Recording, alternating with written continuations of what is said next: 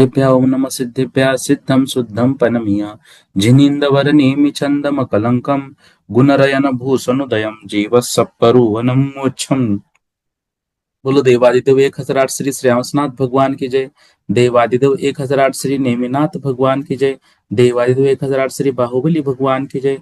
सिद्धांत चक्रवर्ती आचार्य श्री नेमि चंद्राचार्य महामुनिराज की जय।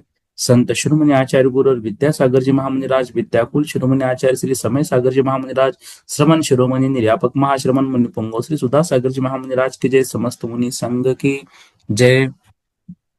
देखिएगा, अवधिक ज्ञान का विषय हम पढ़ रहे हैं और अवधिक ज्ञान के विषय में विगत दिनों से चर्चा करते हुए श्रुत ज्ञान से आगे जब हम बढ़े थे तब अवधिक ज्ञान के विषय में पढ़ा था।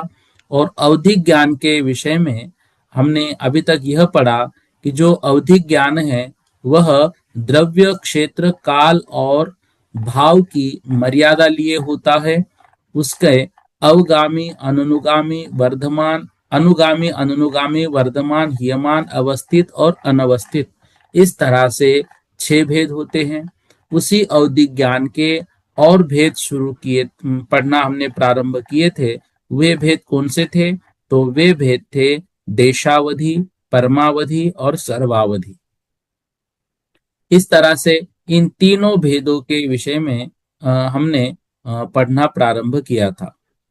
अब देखो, यह जो अवधिक ज्ञान है, इस अवधिक ज्ञान के 2 भेद और किए थे, गुण प्रत्यय और भव प्रत्यय। भव प्रत्यय अवधिक ज्ञान देव और नारकियों के होता है और विशेष प्रसंग में तीर्थंकरों के होता है।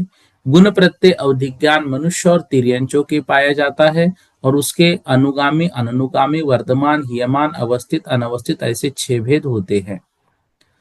अब जो देशावधि, परमावधि और सर्वावधि, ये गुण प्रत्यय अवधिक ज्ञान के भेद किए थे। उसमें देशावधि अवधिक ज्ञान जो है, मतलब देशावधि ज्ञान जो होता है वह मनुष्य और तिर्यंचों में पाया जाता है और इसके 2 भेद होते हैं, जघन्य और उत्कृष्ट।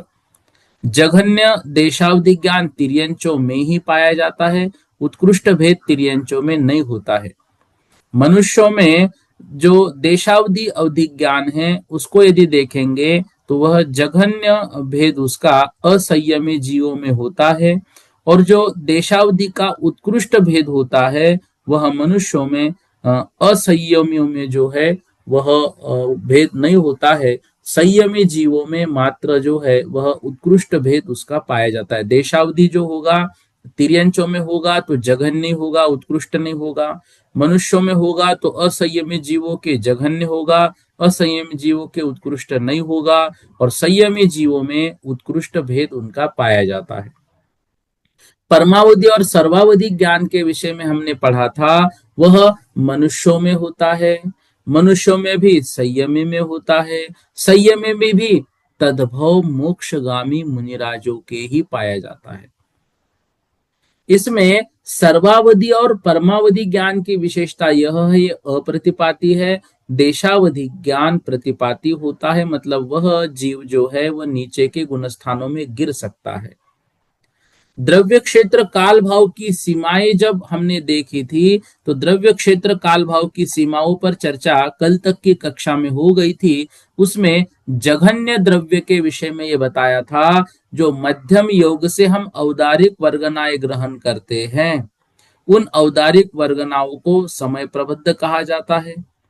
अर्थात एक समय में जितनी वर्गनाएं बनती है उन परमाणुओं के स्कंध को हम क्या कहते हैं, उसको हम कहते समय प्रबद्ध। तो मध्यम योग से ग्रहण की हुई औदारिक वर्गनाएं प्लस जो विसर्सोपचय के रूप में आगामी औदारिक वर्गनाएं खड़ी है, उनको मिलाया और उसमें हमने क्या किया, उसमें जो लोकाकाश के असंख्यात प्रदेश होते हैं उसका भाग दिया। अब जो संख्या हमको प्राप्त हुई, जो भागफल निकला, उतने द्रव्यों को हम जघन्य जो देशावधि है उस ज्ञान का द्रव्य कहते हैं। वह जो भी स्कंद होगा उस कंद को जघन्य अवधि ज्ञान जानेगा।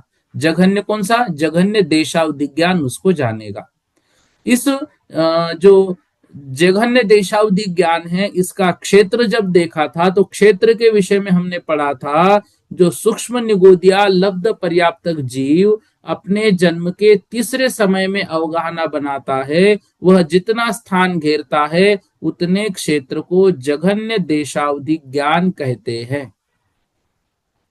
जघन्य काल किसे कहते हैं? जघन्य काल कितना होता है तो उस विषय में दिया था, एक आवली के असंख्यात भाग प्रमाण भूतकाल में और उतना ही काल भविष्य काल में, इतने विषय के पर्यायों को या इतने पर्याय के विषय को जो जानता है, मतलब उतना ही काल। देखो, जो एक सेकंद होता है ना, एक सेकंद बहुत बड़ा है। एक आवली जो होती है, उस आवली मतलब आप समझो, एक सेकंद में संख्यात आवली होती है और एक आवली में असंख्यात समय होते हैं। सोचिए, अब उस आवली के भी असंख्यात भाग प्रमाण, इतने ही भूतकाल को और इतने ही भविष्य काल को वो जानता है, उतना ही देशावधि का जघन्य काल है। और जघन्य भाव की जब बात आई थी तो हमने ये पढ़ा था, जितना काल बताया गया, मतलब आवली के असंख्यातवा भाग काल बताया, उस आवली के असंख्यातवे भाग में भी असंख्यात का भाग लगाना है। अब असंख्यात का भाग लगाने के बाद जो अर्थ पर्याय निकलेगी, उसके जितने अविभागी प्रतिच्छेद होंगे, उन प्रतिच्छेदों को ही वह जघन्य भाव जो है वह जानेगा। मतलब जघन्य देशावधि का जो भाव है, जघन्य भाव वो कितना होगा? आवली के असंख्यातवे भाग को भी असंख्यात का भाग लेंगे तो उतनी एक अर्थ पर्याय को वह जो है वह अपना विषय बनाता है, वह भाव। इस तरह से द्रव्य, क्षेत्र, काल और भाव के विषय में जो जघन्य अवस्था है देशावधि की, उस विषय में चर्चा हमने की थी। इसके बाद द्रव्य की अपेक्षा से जो मध्यम योग से ग्रहण की हुई औदारिक वर्गनाएं प्लस विसर्सोपचय, उसको लोक प्रदेश का जो भाग दिया तो वह कितना आया उसको हमें समझना है। तो उसके लिए मतलब बताया था, समय प्रबद्ध कहा जाता है। अब इस समय प्रबद्ध को निकालना हमको सीखना है। क्यों सीखना है? क्योंकि औदारिक के आगे, औदारिक शरीर की वर्गनाओं तक जो है वो जघन्य देशावधि ज्ञान जान रहा है। अब जघन्य देशावधि तक तो हमें सीमित नहीं रहना है, जघन्य से फिर ऊपर ऊपर ऊपर ऊपर का, क्योंकि जो देशावधि है उसके दो भेद किए, जघन्य और उत्कृष्ट। तो जघन्य अवधि और उत्कृष्ट अवधि, तो इनके बीच में भी बहुत सारे भेद बनेंगे। वो कितने होंगे? वो अनंत भेद होंगे। फिर उत्कृष्ट अवधि ज्ञान, उत्कृष्ट देशावधि जो होगा, उसके ऊपर जैसे ही पढ़ना प्रारंभ होगा, बढ़ना उस ज्ञान का प्रारंभ होगा, उसके आगे को जब वो जानेगा, वहां से परमावधि प्रारंभ होगी। मतलब उत्कृष्ट देशावधि के एक घर ऊपर जघन्य परमावधि होगा। फिर उसको और बढ़ाते बढ़ाते बढ़ाते बढ़ाते हम गए, फिर वह उत्कृष्ट परमावधि तक पहुंचा। और उत्कृष्ट परमावधि से भी ऊपर जब हम एक घर चलते हैं तो सर्वावधि होगा। मतलब औदारिक से वैक्रियक, वैक्रियक से आहारक, आहारक से तेजस, तेजस से कार्मन, कार्मन से भी परमाणु, ऐसे आगे आगे वो अवधि ज्ञान जानेगा। अब औदारिक शरीर स्थूल है, उससे सूक्ष्म वैक्रियक है, अब उसको जानना है तो अवधि ज्ञान जघन्य नहीं चलेगा, देशावधि नहीं चलेगा। अब थोड़ा सा ऊपर, देशावधि में भी जघन्य देशावधि नहीं चलेगा, थोड़ा ऊपर बढ़ना पड़ेगा। वैक्रियक से आहारक को जानना है, आहारक से तेजस को, तेजस से कार्बन को, तो वह जो हमारा जघन्य देशावधि बढ़ते बढ़ते उत्कृष्ट जाएगा, उत्कृष्ट से जघन्य परमावधि, फिर उत्कृष्ट परमावधि और फिर सर्वावधि ज्ञान तक हमको पहुंचना है। अब ये निकालने के लिए आचार्य महाराज ने हमको एक शब्द दिया, ध्रुवहार। ध्रुवहार किसे कहते हैं? ध्रुवहार मतलब होता है एक निश्चित संख्या, एक नियत संख्या, एक निश्चित संख्या, एक सम संख्या जो इक्वल रूप में चलेगी, इक्वल होगी। तो देखो, जब पर्याय पर्याय समास की बात हम पढ़ रहे थे तब अनंत भाग वृद्धि हुई थी। अनंत भाग वृद्धि में पहले समय से दूसरे समय की वृद्धि वो अनंत गुनी थी और वो बढ़ती बढ़ती गई। अब यहाँ पे बढ़ाना नहीं है, यहाँ पे घटाना है। क्यों? क्योंकि सूक्ष्म सूक्ष्म ज्ञान की तरफ हमको जाना है। अब जब घटाना है तो वह घटाना भाग देकर ही हमें प्राप्त होगा।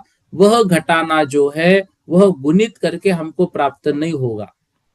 मान लो लड्डू को वह जघन्य देशावधि ज्ञान जान रहा है, तो हमने कल देखा था उस लड्डू के मान लो हमने दो टुकड़े किए। अब वो दोनों को जो जघन्य देशावधि ज्ञान नहीं जानेगा, क्योंकि वो तो ऊपर लड्डू को जान रहा था। अब उसके ऊपर दो टुकड़े किए तो जघन्य देशावधि के ऊपर का ज्ञान उसको जानेगा। उसके ऊपर का उन दो के 4 किए, फिर उसके 8 किए, फिर 16 किए, फिर 32 किए, फिर 64 किए।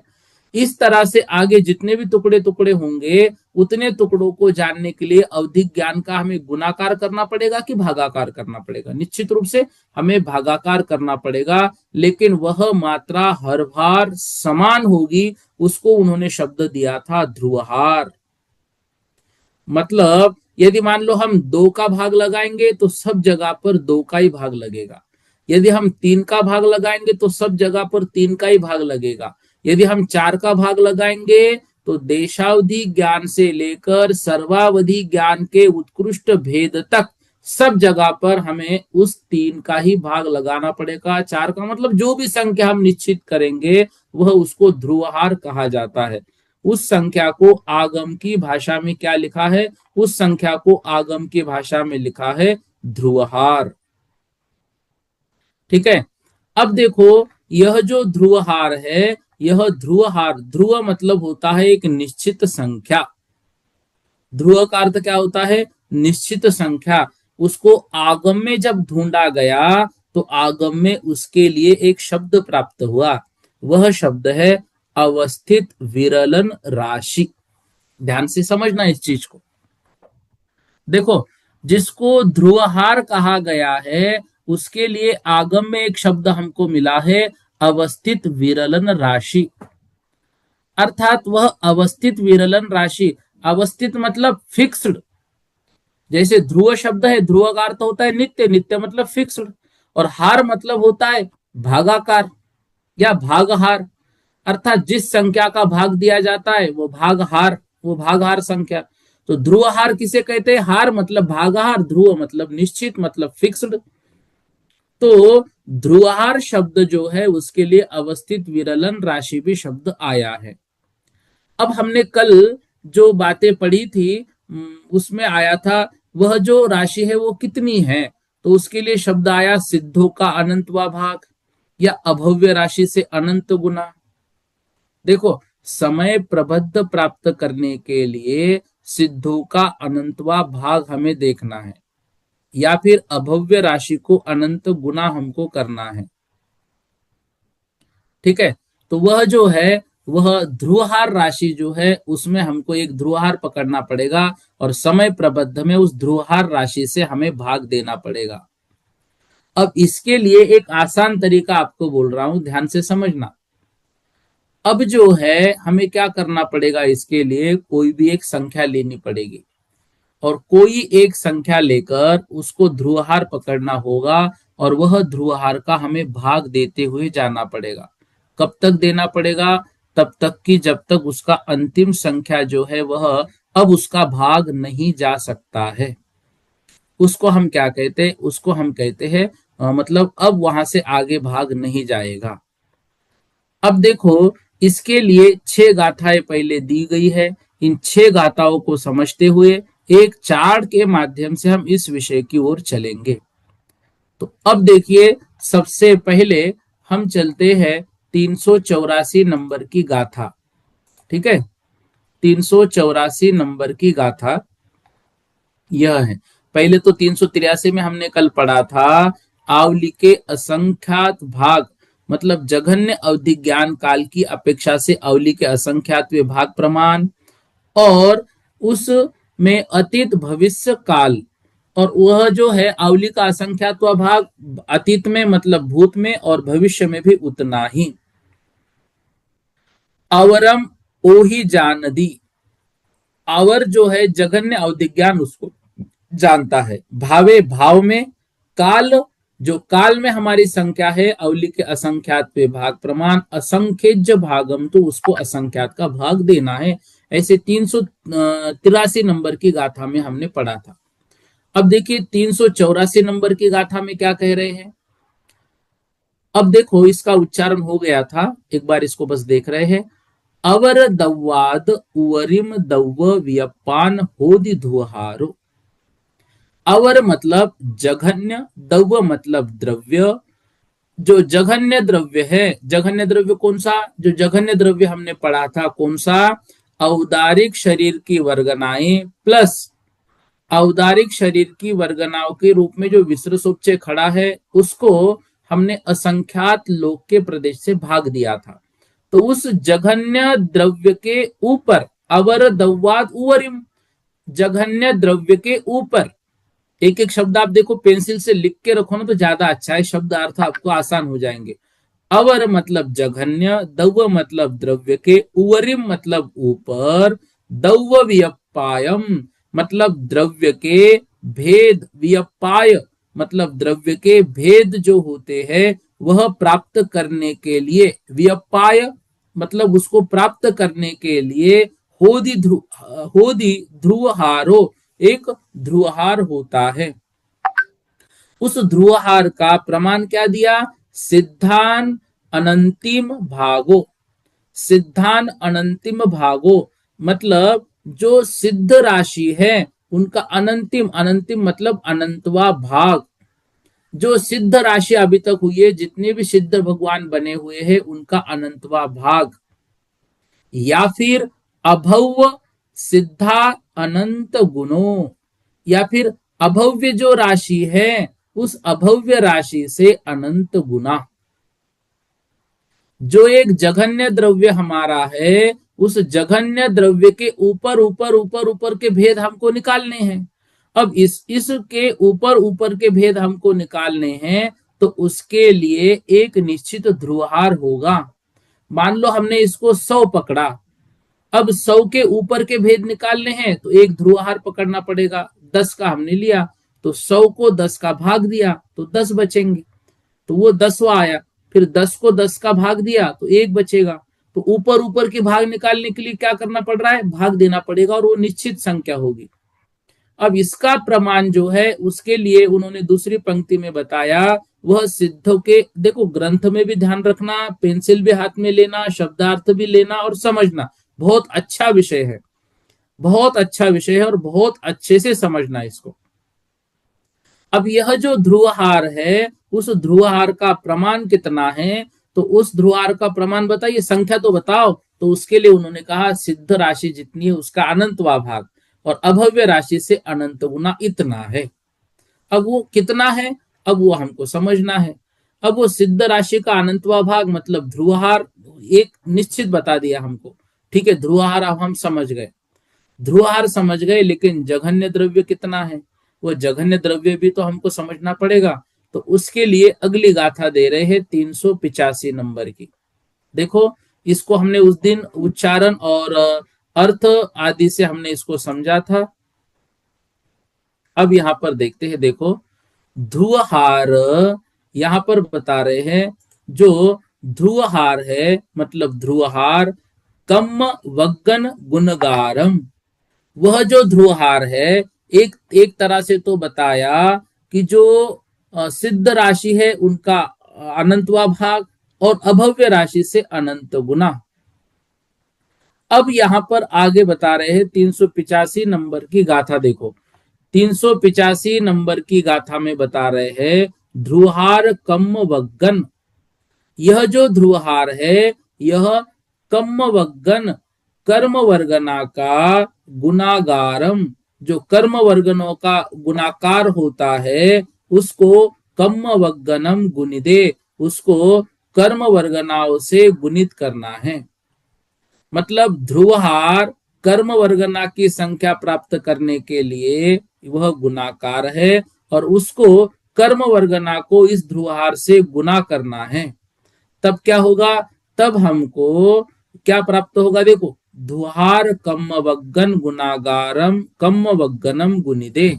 ध्रुहार जो है वह कर्म वर्गनाओं को जो गुणाकार है उसको कर्म वर्गनाओं से ही गुणित करना है। फिर क्या प्राप्त होगा, समय पबद्ध पमानम जानिजो होई ओही विषयमी, वह समय प्रबद्ध प्रमाण है, जानिजो जानना चाहिए, ओही मतलब अवधिक ज्ञान के विषय में। अवधिक ज्ञान के विषय में समय प्रबद्ध क्या है, समय प्रबद्ध मतलब कौन सा, जघन्य द्रव्य, जघन्य द्रव्यों को हमने समय प्रबद्ध कहा था। क्यों, क्योंकि एक समय में जितनी कार्बन वर्गनाओं को जीव ग्रहण करता है उसको समय प्रबद्ध कहते हैं।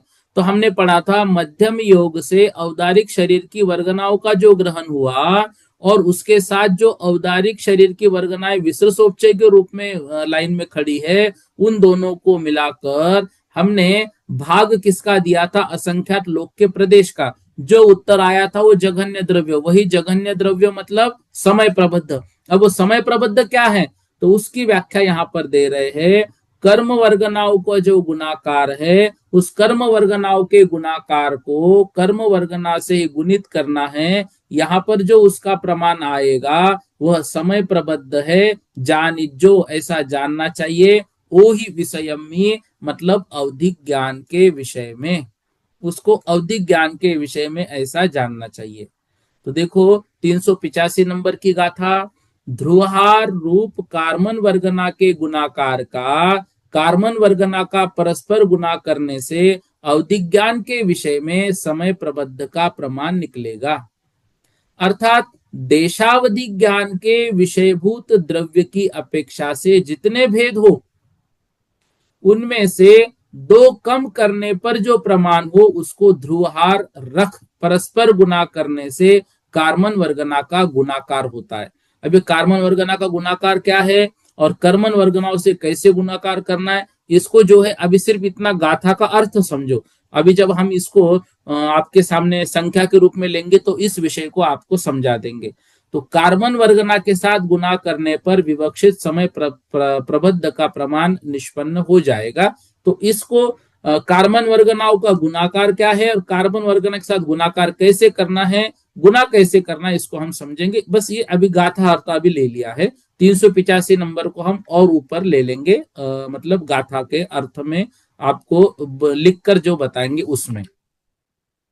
अब ध्रुवहार के प्रमाण की और क्या विशेषता है, एक तो बताया सिद्धों का अनंतवा भाग, दूसरा बताया अभव्य राशि से अनंत गुना, तीसरा बताया कार्बन वर्गनाओं के गुणाकार को कार्बन वर्गना से गुना करने पर जो द्रव्य होगा वो समय प्रबद्ध है, ठीक है, और उसके लिए ध्रुवहार से भाग देना है, ये बताया। अब इसको यहां पर तीसरे और प्रकार से बता रहे ध्रुवहार कैसा होता है, ध्रुवहार का प्रमाण, ध्रुवहार क्या है वो और बता रहे। देखो 386 नंबर की गाथा, इस मेरे हिसाब से आप एक एक शब्द का अर्थ पेंसिल से लिख के रखोगे, बहुत आसान विषय हो जाएगा।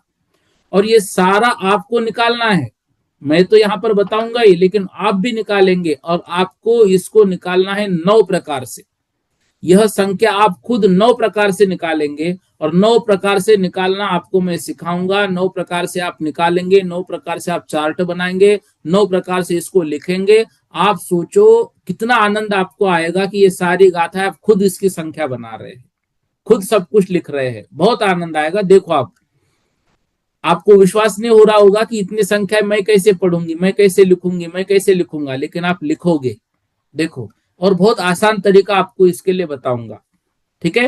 हाँ 386 नंबर की गाथा देखो, मन दव्व वग्गनाए, मन दव्व वग्गनाए मतलब जो मनोद्रव्य है, मनोद्रव्य वर्गना के, मनोदव्व वग्गनाए मतलब मनोद्रव्य वर्गनाओं के, देखो हमने पढ़ा था ना, कार्बन वर्गनाएं होती है, मनोवर्गनाएं होती है, भाषा वर्गनाएं होती है, आहार वर्गनाएं होती है। ऐसे लगभग 23 प्रकार की वर्गनाओं को हमने देखा था, याद है? हमने पिछले वर्ष जब सर्वार सिद्धि का वर्णन पढ़ा था, उसमें वर्गनाओं की बात जहां पर आई थी तो 23 प्रकार की वर्गनाओं के विषय में पढ़ा था। उसमें से कुछ ही प्रकार की वर्गनाएं हमारी काम आती है, जैसे कार्बन वर्गनाएं, जैसे मनोवर्गनाएं, जैसे आहार वर्गनाएं, जैसे भाषा वर्गनाएं, ऐसी नो कर्म वर्गनाएं, ऐसी कुछ ही प्रकार की वर्गनाएं हमारे काम आती, बाकी नहीं आती है।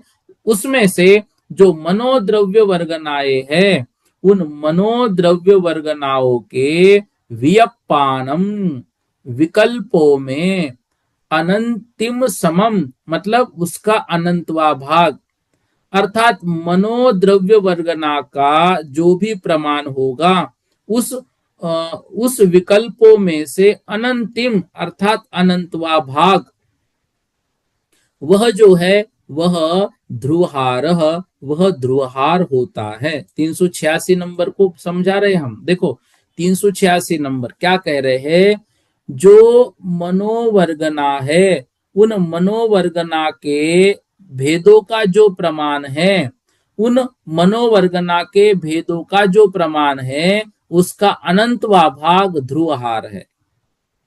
ठीक है। अब वो मनोवर्गनाएं कितनी है, तो देखो जघन्य मनोवर्गना से उत्कृष्ट मनोद्रव्य वर्गना जितनी अधिक है उसमें एक मिलाइए, इतने मनोवर्गना के विकल्प है।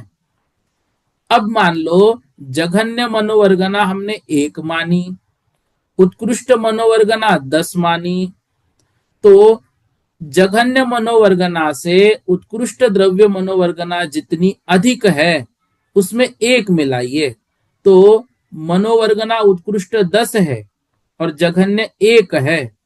ठीक है। अब इसको हमने क्या किया, तो मनोवर्गना जघन्य मनोवर्गना से उत्कृष्ट मनोवर्गना कितने अधिक है, 9 अधिक है, 1 + 9। जघन्य हमने 1 पकड़ी, उत्कृष्ट मनोवर्गना 10 पकड़ी, तो उत्कृष्ट मनोवर्गना जघन्य मनोवर्गना से कितनी अधिक है, 9 अधिक है। उसमें एक मिलाना है, मतलब उस 9 में एक मिला है तो 10 हो जाएगा। ठीक है ना, तो एक ही बात है वो, उसमें कुछ नहीं, एक ये इनके बताने का तरीका है। तो जघन्य मनोवर्गना से उत्कृष्ट मनोवर्गना जितनी अधिक है उसमें एक मिलाइए। तो जघन्य मनोवर्गना 1 मानी, उत्कृष्ट मनोवर्गना 10 मानी, तो 1 से 10 कितने मिलाने पर अधिक 10 आएंगे, 1। मान लो हमको जैसे वो गणित में आता है ना, 1 + -10 तो जघन्य 1, उत्कृष्ट 10, अधिक कितने हुए, 9। अब उस 9 में फिर क्या कह रहे हैं, एक मिलाना है। नीचे की लाइन देखो, अवर उक्कस विशेषा, अवर मतलब जघन्य, उक्कस मतलब उत्कृष्ट की विशेषता से, तो अवर मतलब जघन्य, उवरु मतलब उत्कृष्ट की विशेषता। तो अवर से उत्कृष्ट जितना अधिक है उसमें रुवहिया, उसमें एक मिलाना है, रुव मतलब एक, अहिया मतलब मिलाना है, अधिक करना है। त वियप्पाहु, उतने उसके विकल्प है, किसके, मनोवर्गना के, इतने मनोवर्गना के विकल्प है। और इन मनोवर्गना के विकल्पों का जो प्रमाण होगा उसका अनंतवा भाग ध्रुवहार है।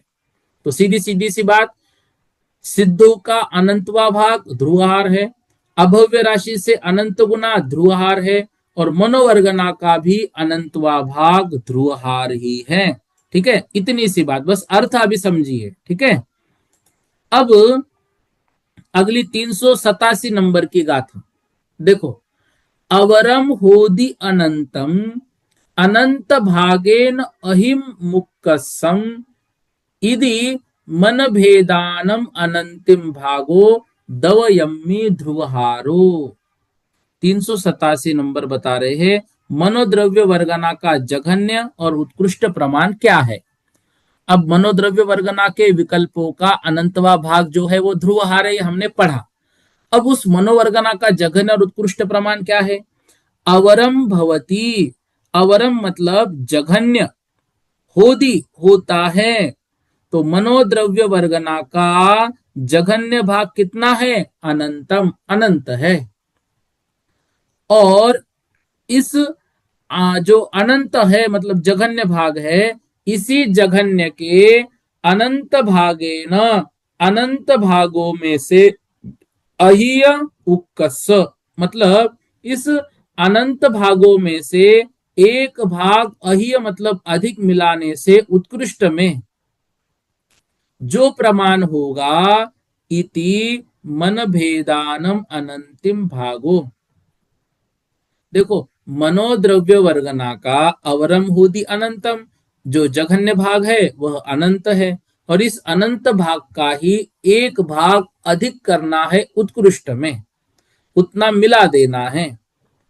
इस प्रकार जितने मनोवर्गना के भेद होंगे, यदि मन भेदानम, जितने मनोवर्गना के भेद होंगे उसके अनंतिम भागों मतलब अनंत भागों में दवम्मी, जो द्रव्य होगा ध्रुवहार, वह अवधि ज्ञान के विषयभूत द्रव्य का ध्रुवहार होगा।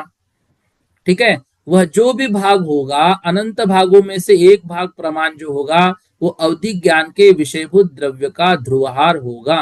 मतलब यहां पर भी अर्थ क्या निकल रहा है? मनोद्रव्य वर्गना के जघन्य भाग अनंत है। अब इस अनंत का एक भाग मनोवर्गना के उत्कृष्ट प्रमाण में हमने मिला दिया, मतलब हमने समझा ना, मनोवर्गना जो है वह 10 प्रकार की है। ठीक है, अब 10 प्रकार मतलब उत्कृष्ट उसका 10 है, जघन्य 1 है, तो वही एक भाग हमने क्या कर दिया? उत्कृष्ट में मिला दिया।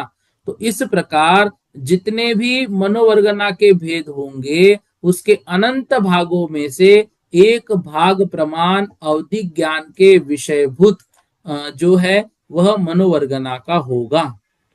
देखो ध्यान से, 386 नंबर की गाथा में हमने पढ़ा था मनोवर्गना के विकल्प भेदों का अनंतवा भाग ध्रुवहार है।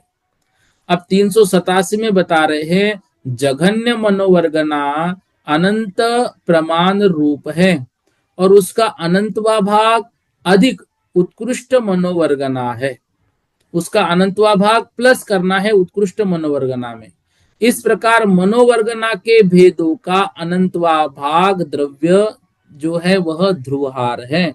मतलब सिद्धों के अनंतवे भाग प्रमाण मात्र, ध्रुवहार का प्रमाण। इसका अर्थ और अभव्य राशि जो है उस अभव्य राशि से अनंत गुना जो है वह ध्रुवहार का प्रमाण। ठीक है, अब जो है मनोवर्गना है, मनोवर्गना का अनंतवा भाग भी वह भी ध्रुवहार के प्रमाण मतलब प्रमाण रूप है। अब जो समय प्रबद्ध हमारी राशि होगी उस समय प्रबद्ध राशि में इस ध्रुवहार का हमको भाग देना है, और ध्रुवहार का भाग देते देते देते हमें वह संख्या निकालनी है जो सर्वावधि उसको जानेगी। तो उसके लिए हमने क्या पढ़ा? अभी यह ध्रुवहार निश्चित है, वह निश्चित भाग है। तो इस प्रकार से जो ध्रुवहार इन सभी गाथाओं में कहा है उसको अवस्थित विरलन राशि हमने लिया। अब यहां पर जो समय प्रबद्ध है, समय प्रबद्ध प्राप्त करने के लिए कार्मन वर्गनाएं जो होती है वह सिद्धों के अनंत भाग से गुना करनी पड़ेगी, और एक कार्मन वर्गना में सिद्धों के अनंतवे भाग प्रमाण कर्म वर्ग होता है। तो ध्रुवहार प्रमाण संबंधी सिद्धों का अनंतवा भाग इसी अनंतवे भाग से भिन्न है। ठीक है, अब हो सकता है ये बात समझ में नहीं आई, लेकिन यह बात अभी हम समझेंगे। समय प्रबद्ध के लिए सिद्ध राशि का अनंतवा भाग है, उसका भी अनंतवा भाग ध्रुवहार है। ठीक है, तो समय प्रबद्ध इज इक्वल टू कार्मन वर्गना गुणित सिद्धों का अनंतवा भाग प्रमाण। अब यहां पर सिद्धों का अनंतवा भाग जो है वह ध्रुवहार है, उसको हमें क्या करना है? ध्रुवहार समझना है। अब क्या करें? अब आपको निकालना सीखना है, मैं तो यहां बताऊंगा, आपको भी निकालना सीखना है। देशावधि ज्ञान के विषयभूत द्रव्य की अपेक्षा जितने भेद होंगे उनमें से दो कम करने से जो शेष बचे उतनी बार ध्रुवहार को परस्पर गुना करने से कार्बन वर्गना का गुणाकार होता है, जो कार्बन वर्गनाओं का गुणाकार आता है। अब देखो, इसको हम आपको थोड़ा सा स्क्रीन के माध्यम से समझाते हैं। अभी तक हमने इस समय प्रबंध के लिए पढ़ा, औदारिक वर्गनाओं का जो हम ग्रहण कर रहे हैं उसका पहला भाग जघन्य देशावधि के ज्ञान का द्रव्य है। अब जो समय प्रबद्ध है उसको ध्रुवहार से हमको भाग देना है, ठीक है। अब वो ध्रुवहार से भाग देने पे जो राशि हमको प्राप्त होगी वो निकालना हमको सीखना है।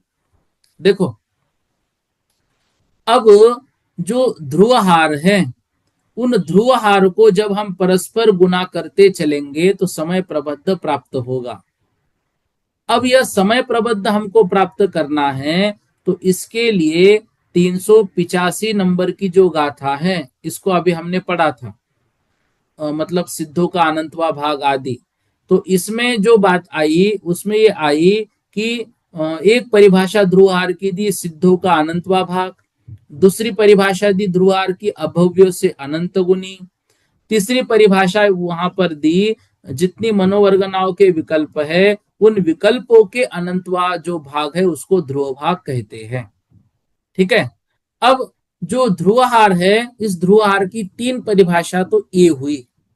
चौथी परिभाषा जो है वह चौथी परिभाषा कार्बन वर्गना के गुणकार को कार्बन वर्गनाओं से गुना करना है, ठीक है। अब ये परिभाषा चौथी अभी नहीं समझनी है, इसको अभी रुकना है।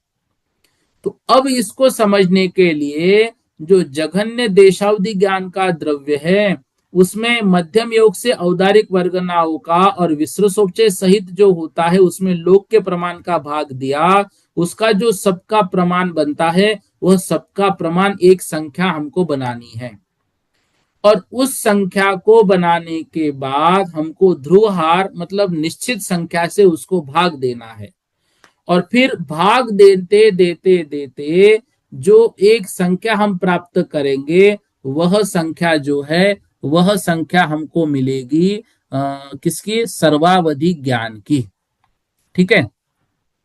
तो अब हम क्या करेंगे, सर्वप्रथम संख्याओं का क्रम जो है वह निश्चित करेंगे। उसके लिए क्या करना पड़ेगा, उसके लिए कोई भी एक संख्या हमको लेनी है, 2 से लेकर 10 तक कोई भी एक संख्या।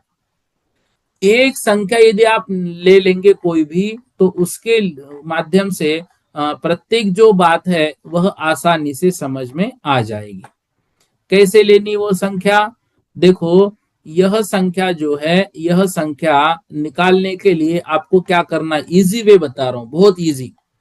कोई भी एक संख्या आपने ले ली, मान लो 2 लिया, मान लो 3 लिया, कोई भी एक संख्या ले ली, तो उसको 15 बार उसी को गुणित गुणित करते हुए चलना है। कितनी बार, 15 बार। 15 बार जब गुणित करेंगे, देखो मैंने प्रत्येक 2 से लगा के देखा, 3 से लगा के देखा, 4 से लगा के देखा, 5 से लगा के देखा, 6, 7, 8, 9, 10, तो सबसे उत्तर जो है वो बहुत अच्छे से आया। इससे ये सारी जो गाथा है हमारी क्लियर हो जाती है, ठीक है ना। इसलिए एक संख्या कोई तो भी हमको लेनी है, तो वह संख्या जो है, वह संख्या हम क्या करेंगे, एक संख्या उसको निश्चित रूप से ले लेंगे और उसको हम फिर भाग देते हुए चलेंगे। तो वह जो संख्या है वह संख्या हम लेते हैं 1,43,48,907, ठीक है।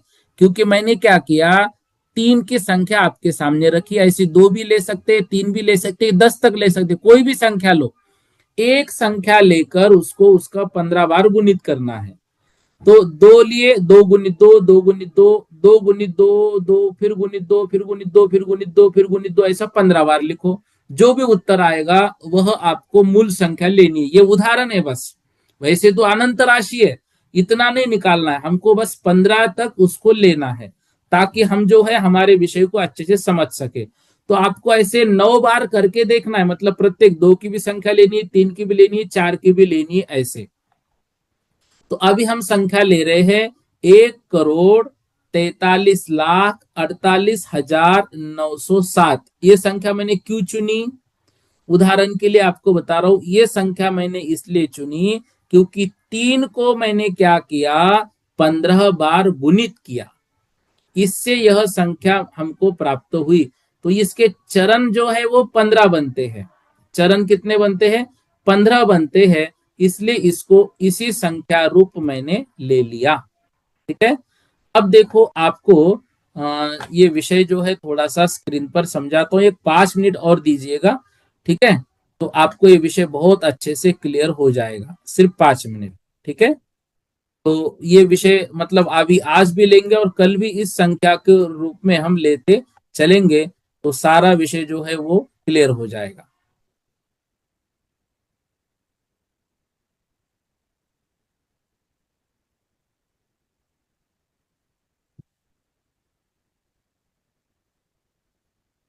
देखो, सॉरी।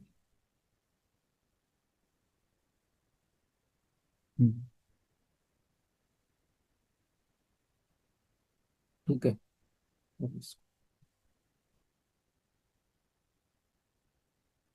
हम्म, ये देखिए, यहां पर इसको ले लिया।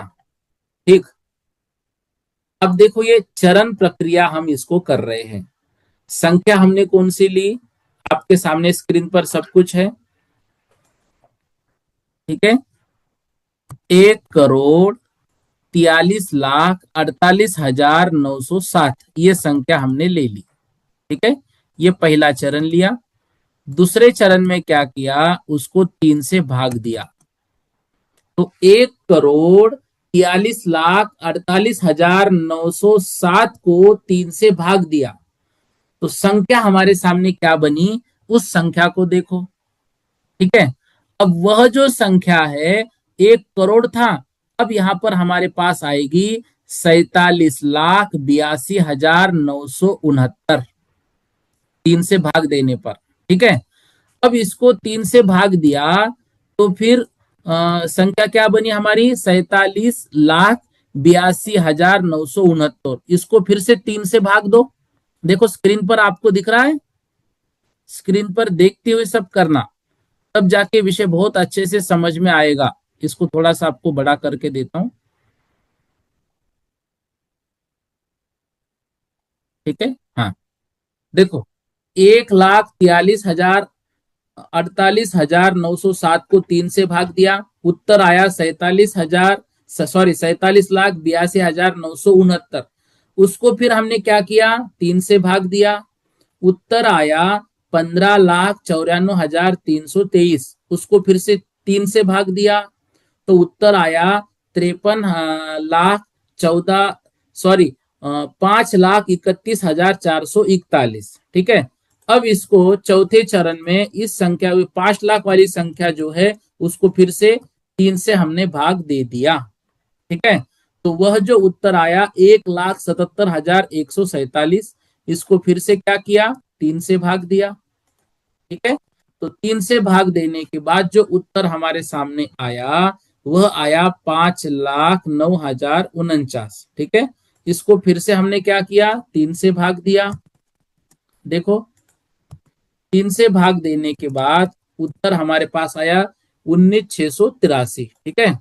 फिर इसके आगे हमने और इसको 3 से भाग दिया, 6,561। फिर इसको हमने क्या किया, 3 से भाग दिया। ठीक है। 3 से भाग देने के बाद उत्तर आया 2,187। फिर 2,187 को 3 से भाग दिया, उत्तर आया 729। फिर 729 को 10वें चरण में क्या किया, 729 को 3 से भाग दिया, उत्तर आया 243। फिर 11वें चरण में क्या किया, 11वें चरण में 243 को 3 का भाग दिया, उत्तर आया 81। फिर 12वें चरण में 81 को 3 से भाग दिया, उत्तर आया 27। फिर 27 जो है, 27 की संख्या आई, 27 की संख्या को क्या किया, 3 से भाग दिया, उत्तर आया 9। फिर 9 को जो है 3 से भाग दिया, उत्तर आया 3। ठीक है।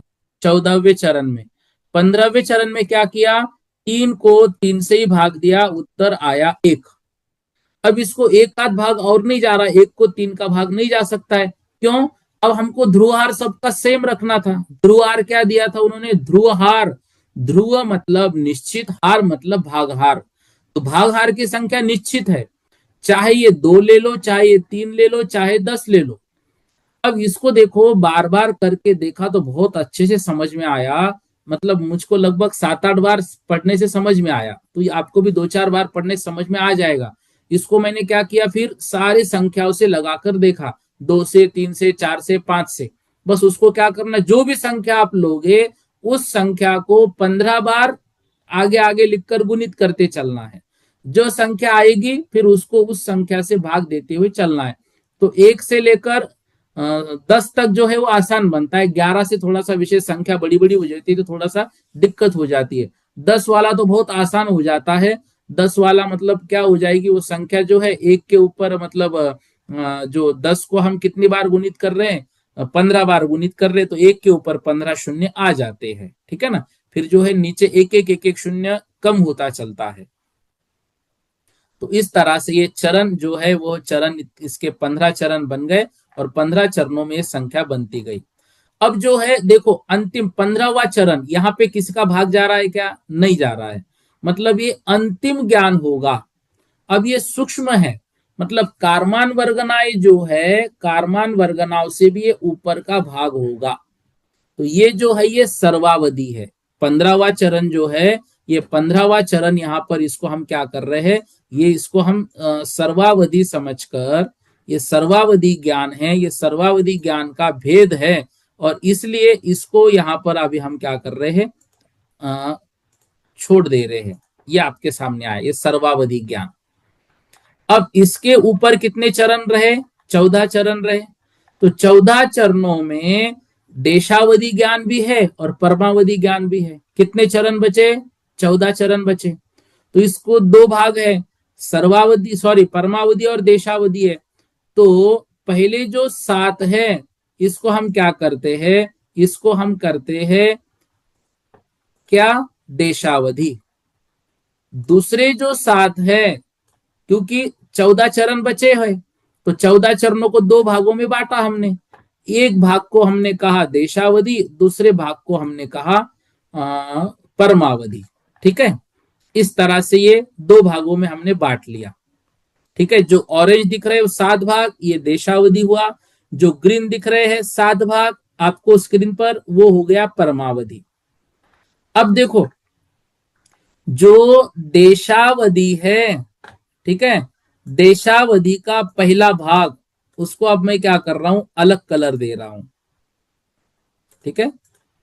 देखो, देशावधि का जो पहला भाग है अब आपको अलग से दिखेगा। ठीक है। उसको अंडरलाइन के नीचे इससे कलर से एक, ठीक है, पर्पल कलर से।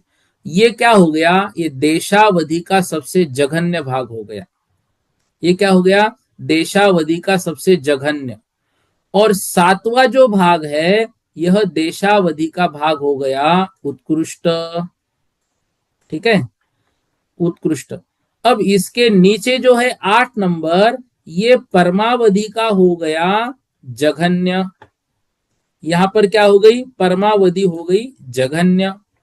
और जो 14वां भाग है यहां पर जो हुआ, ये परमावधि यहां पर क्या हो गया, उत्कृष्ट। ठीक है। यहां पर उसको अंडरलाइन कर दिया। और आगे जो 15वां भेद है वो तो सर्वावधि है, उसको जघन्य उत्कृष्ट कुछ नहीं होता है। ठीक है। इस तरह से इसको दो भागों में बांट लिया। ठीक। फिर देखो, अभी जो हमने यहां पर पढ़ा था, ये यहां पर ले लिया। ठीक है। तो ये चरण प्रक्रिया में देशावधि, चरण प्रक्रिया में आगे क्या आया विषय, परमावधि, और नीचे आया सर्वावधि। ठीक है। इतना ही बस। अभी आप क्या कर लीजिए, 2 से लेकर 10 तक की संख्या ऐसे 15 चरणों में आप बांट दीजिए और उनको 15 पेजों पर लिख के रखिए आपकी कॉपी में या रफ कॉपी में। ठीक है। और इसको ऐसे देशावधि, उत्कृष्ट, जघन्य देशावधि, उत्कृष्ट देशावधि, और जघन्य परमावधि, उत्कृष्ट परमावधि, और सर्वावधि, ऐसे इतना बस लिख के रखिए। बाकी साइड में पेंसिल से जगह रखिए लिखने के लिए। ठीक है ना, ताकि हम उसमें और कुछ बातें लिख सके। फिर हमें इसमें क्या करना है, इसमें हमें अभी इन्होंने बताया था ना, जो परमावधि का जघन्य है उसके दो स्थान छोड़कर जो है यहां पर कारमान वर्गनाएं होती है। मतलब परमावधि का जघन्य कितना हुआ, 8 नंबर का, इसमें दो स्थान माइनस मतलब 6 नंबर तक, यहां तक कारमान वर्गनाएं होती है। तो 6 से लेकर नीचे 14 तक कारमान वर्गनाएं होती है, और ऊपर 5 तक जो है वो कर्म गुणाकार होता है, उसको हम कल के विषय में लेंगे। आप सिर्फ इतनी संख्याएं ऐसे लिखकर इसको क्या कीजिए, सबसे भाग दीजिए। मतलब दो की भी संख्या ऐसे लीजिए, दो को 15 बार भाग देने पर फिर वो जो जो संख्या आएगी वो लिखते जाइए। ये एक भागाहार देंगे तो प्रत्येक का फिर आपको जो है ये अलौकिक गणित समझने में आसानी जाएगी। ठीक है, मेरा सिर्फ इतना निवेदन है, कल का होमवर्क इतना है, ये 3 की संख्या का, 4 की, सॉरी 2 से, 2 की संख्या, 3 की, 4 की, 5 की, 6 की, 7 की, 8 की, 9 की और 10 की, ऐसे सभी संख्याओं को 15 बार गुणित करने के बाद जो संख्या आएगी ऊपर, उस संख्या को ऊपर लिखना। जैसे हमने लिखा था 1,83,48,907, वो 3 को 15 बार गुणित करने के बाद ये संख्या आई थी, फिर उसको 3 से भाग देते गए। ऐसे 2 को 15 बार गुणित करने के बाद जो संख्या आएगी उसको 2 से भाग दीजिए 15 तक, 15 चरण तक। ऐसे 4 की, ऐसी 5 की, ऐसी 6 की, 7 की, 8 की, 9 की, 10 की। और वो संख्याएं जो है आप कैलकुलेटर साथ में रखो और वो संख्याएं बस लिख के रखो, ताकि आपको ये विषय बहुत आसान हो जाए। बस इतना सीखिए, इसके आगे कल और आपको समझाएंगे। ठीक है, समय बहुत अधिक हो गया है। प्रश्न जो है आपसे निवेदन है, कृपया व्हाट्सएप पर भेज दीजिए ताकि हम उसको आपको उत्तर भेज सके। प्लीज मेरा निवेदन है।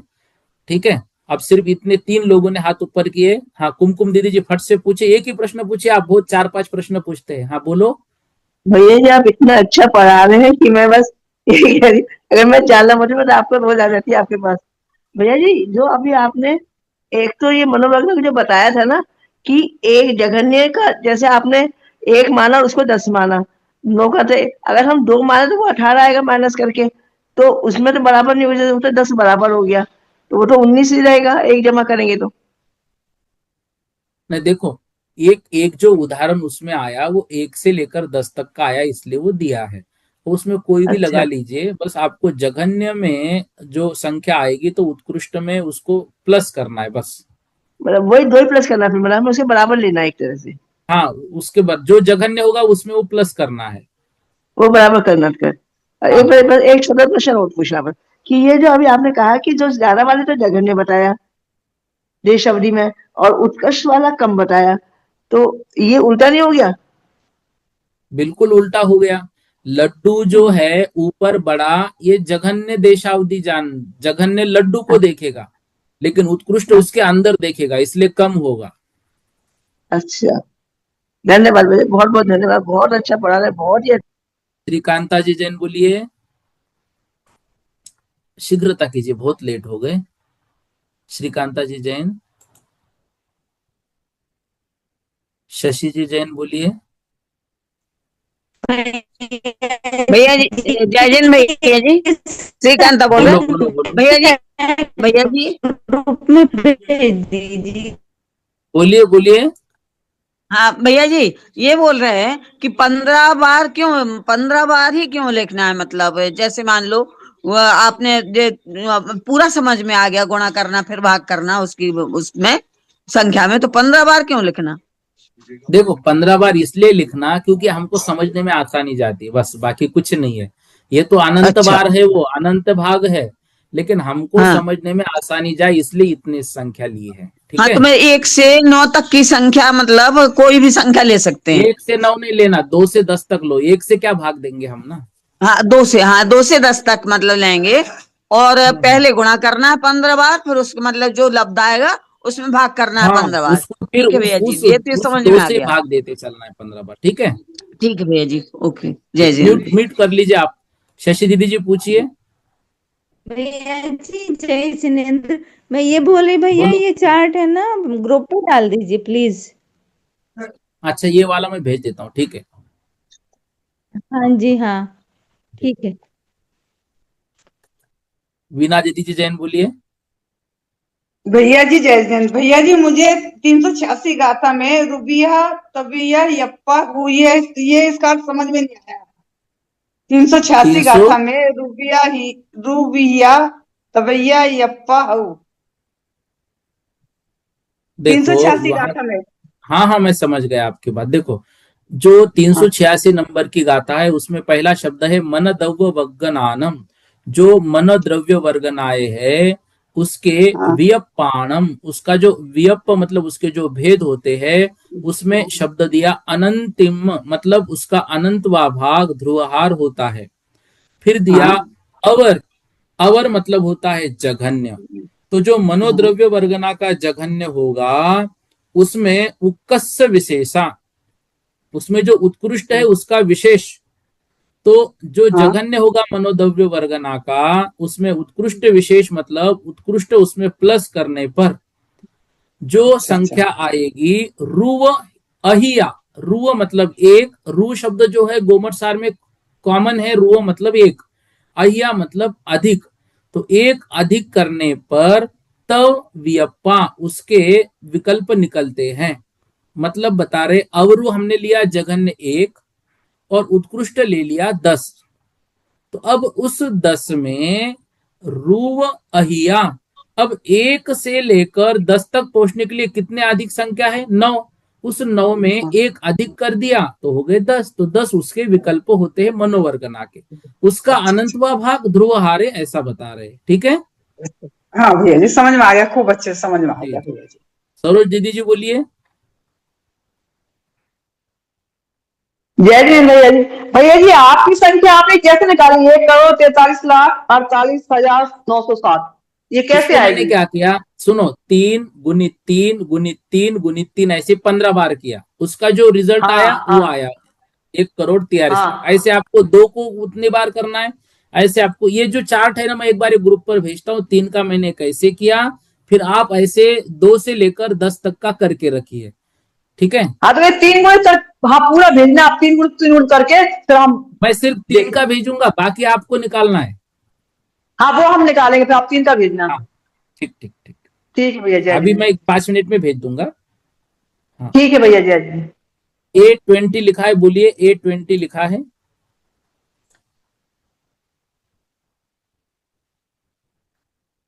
A20 आरती ऐसा लिखा है, बोलिए।